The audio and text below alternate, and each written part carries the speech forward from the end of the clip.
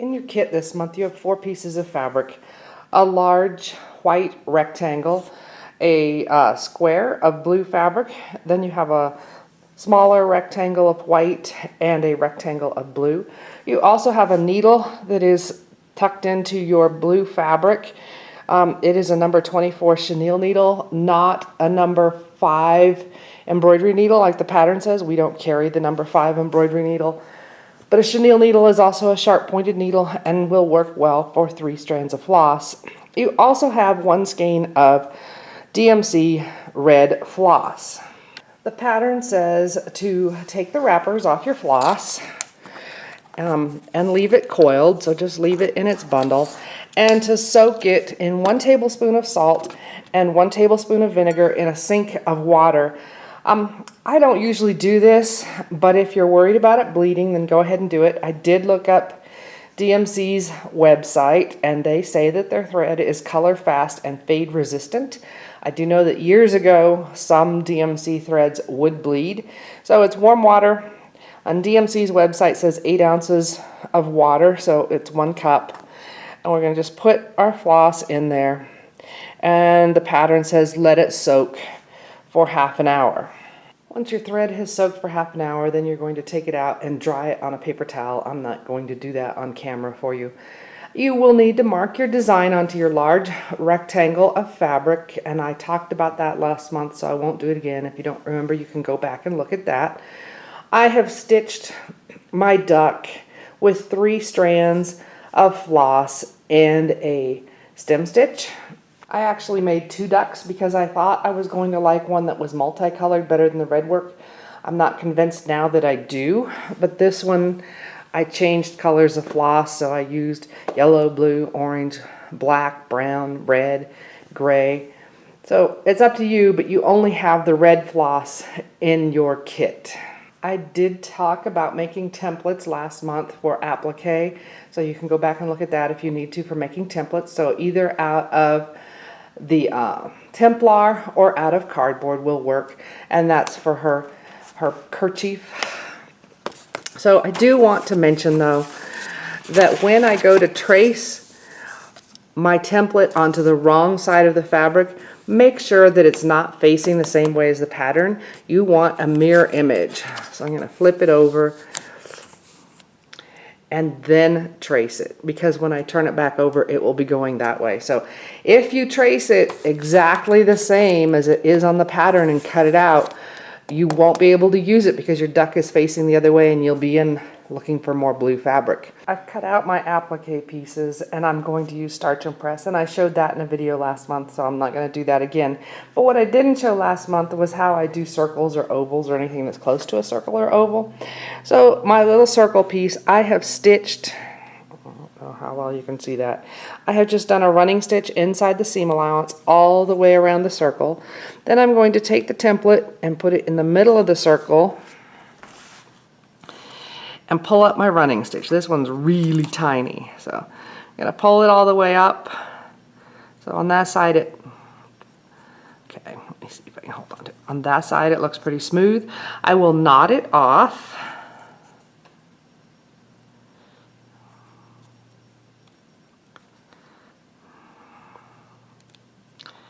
And once I've knotted it off, then I can clip my thread.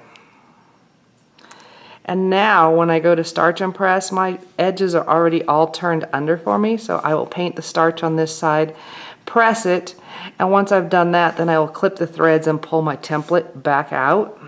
So I did my Starch and Press and I removed my template. I had marked the handkerchief onto the pattern. I used a Frixion pen, so if I don't cover it exactly, it's no big deal because it will disappear when I press it. Now I did the handkerchief in 3 parts.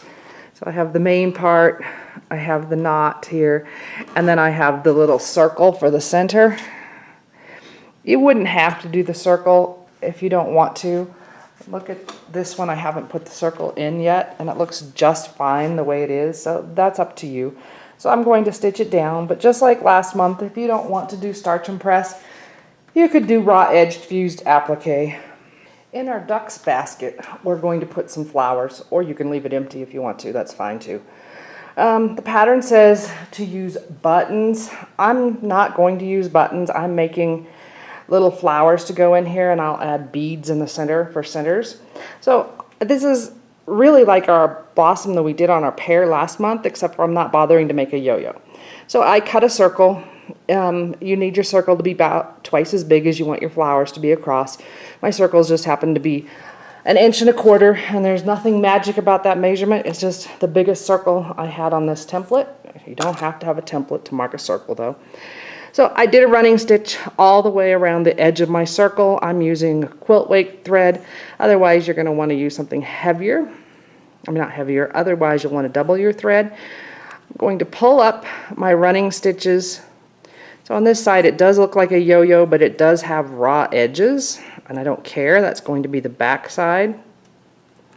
And so I will tie that off.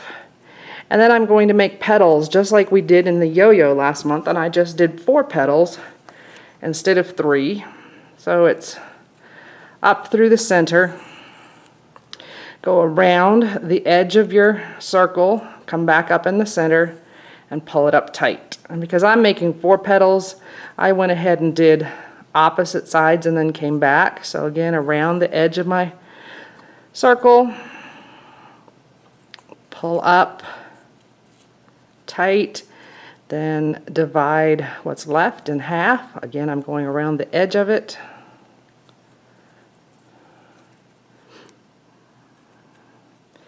And pulling it up tight. And then finally the other side.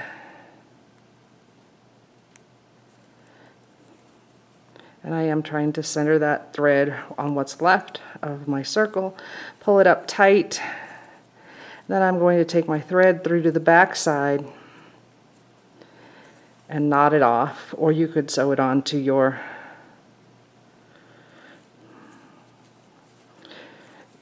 duck with the same piece of thread. So there's my little 4-petal posy, for lack of a better word. So I will arrange those. If I want to, I could put lazy daisies in before I sew them down. Since I'm going to just sew these down in the middle, I'm going to add my lazy daisies afterwards. I will put a bead or a teeny tiny button in the middle, but I'm not going to have time to show that on the video, so you're going to just have to imagine it. I will put a link to the video for how to make lazy daisies or detached chains. But you could use buttons, you could use these, you could use any other dimensional flowers, you could do silk ribbon flowers, you could buy little tiny flowers that were finished and put them on. And someone made a good point last month at class. If you plan to have somebody quilt your quilt and just do an all over pattern on it, you're not going to want to put your dimensional decorations on before the quilting, because they will get caught in the quilting machine.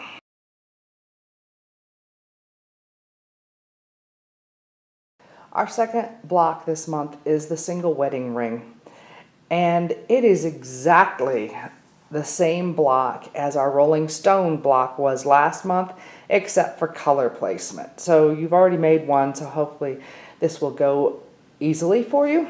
I'm going to start with my blue fabric and straighten one long edge, and then I'm going to cut a 1.5 inch strip off of that edge.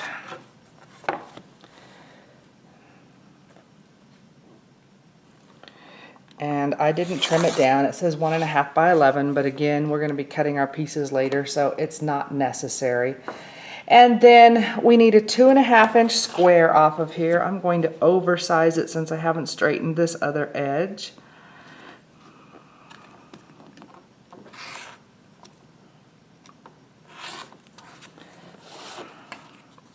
And this is the center of our block. 2.5. I'm gonna have to do that other edge that I haven't done. And then we need 4 other squares that are the center of square and square units. So if you do not have the squared ruler, you can cut 4 1 7/8 inch squares. But if you have the squared ruler, then we want to cut for a 2 inch finish, so it would be this square, the second one in, so I'm going to use that.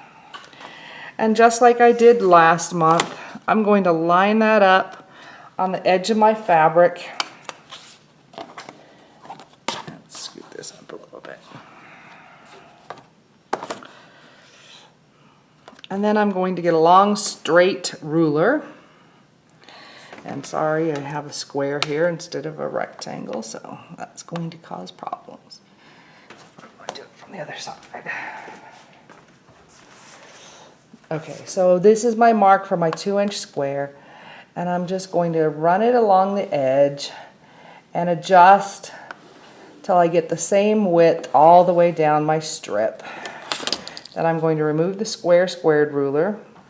I actually should have run that all the way down. I don't think it's going to be a big deal.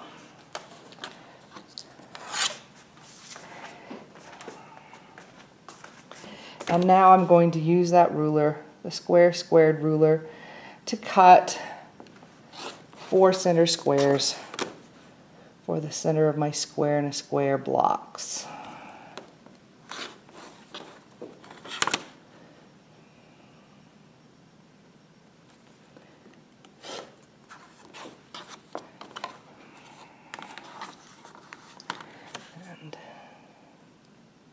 Now, before I started, I did starch best press or sizing my 2 pieces for my single wedding ring. I don't usually starch and press pieces that I'm going to use for applique. I'd rather have them soft. So there's my centers for my square and square unit. From my white, I also need a 1.5-inch strip, so I'm going to straighten one edge.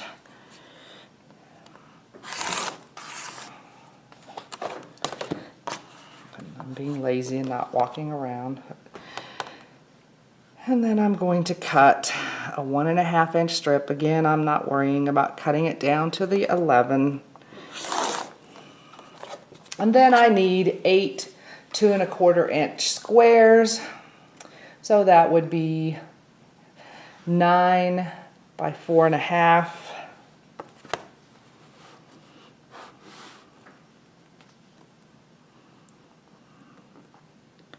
So I'm going to go ahead and cut that rectangle. And I haven't cleaned up this edge, so again, I'm over cutting.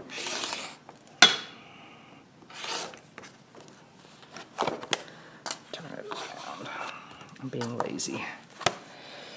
So I need it to be 9 inches long, so I'm putting my 9-inch on my short clean cut edge and just any straight long lines along my 2 long edges and cut. And then I'm going to cut it in half at 2¼ .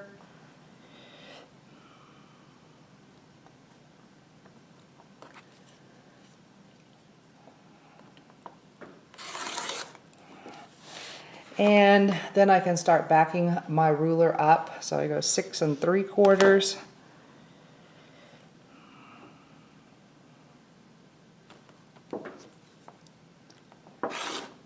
And back up to 4.5.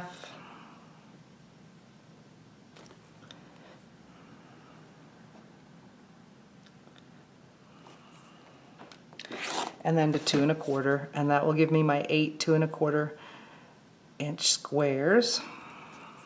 And I need to cut all 8 of these in half on the diagonal one time. So I'll just do one of them. So I'm just going to line a ruler up from point to point and cut. First thing we're going to do for stitching this block together is take our 2 1.5-inch strips and we're going to sew them together along the long edge with a 1/4-inch seam. So after sewing our strips together, we're going to press our seam open. So now from this strip we're going to cut 4 2.5-inch squares. So I need to clean up one edge. So I'm going to put a straight line, a line right down my seam, and if you have 2.5 inches like it should be, then you're going to have lines on the outside edge as well. I'm going to clean up one edge, and then 2.5 times 4 is 10. So I'm going to line up my 10-inch mark down on the edge that I just cut. I do want to keep a line going through the center because that will keep my block straight. So 10 and cut, that's scrap. Come back to 7.5.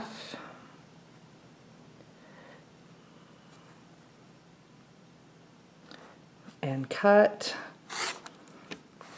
and then to 5,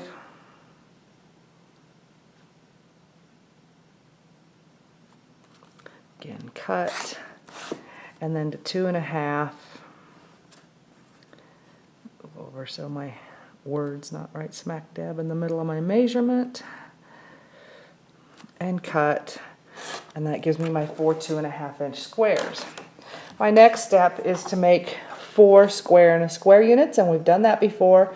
So either your 1 7/8 inch square or the one that you cut with your squared ruler. We're going to start with 2 triangles on opposites. So we're going to sew them on opposite sides. I'm going to visually center, and I'm going to sew with my square on top because my square is my accurate measurement. My triangles are oversized. I've sewed my triangles to the 2 opposite sides, and I pressed away from the center. So now I'm going to add my last 2 triangles on each side of these. And again, I'm going to be sewing with my square on top. I'm also just visually centering. As long as it looks like it's centered, it's good enough because we're going to be trimming down. But I'm sewing with the square on top because, again, my square is the accurate thing, so I want to get my 1/4 inch from the edge of the square. I added my last 2 triangles and again pressed away from the center. Now these need to be trimmed down to 2.5-inch units. If you do not have the squared ruler, you would use just a regular square ruler, and we want to put our 1 1/4-inch line right through the points.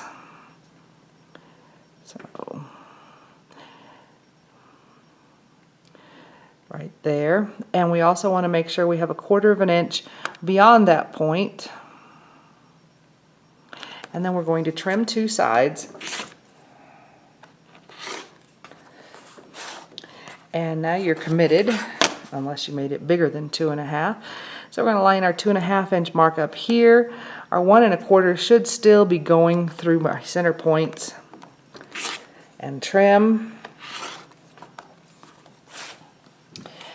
If you do have the squared ruler, we're going to use the trim down side of it. So if we're doing that, it's going to be a 2-inch finish, so our 2-inch crosshairs go on our corners. We're going to trim 2 sides, rotate, and now we are again committed. So we can put our 2.5-inch mark on our 2 sides that we just cut. Our crosshairs should still be in the corners, and cut. So whichever method you use, you're going to trim down all 4 square and a square units. So now that we have all our units sewn together and trimmed, it's just a matter of sewing it together in a 9 patch. So we have a top row that looks like this, and the bottom row is exactly the same. And then our center row, notice that the white is making a ring here in the middle, so that gives us the ring. I almost forgot to say our matching points here. We want to match this point with this seam on this row and also on this row. My 3 rows are sewn together. The top and the bottom row are pressed in toward the center, and the middle row is pressed away from the center. So now all I have left to do is sew my rows together, and now in addition to my matching points here and here, I also need to match here and here. After sewing the 3 rows together, the seams were pressed in toward the center. So that's our single wedding ring block.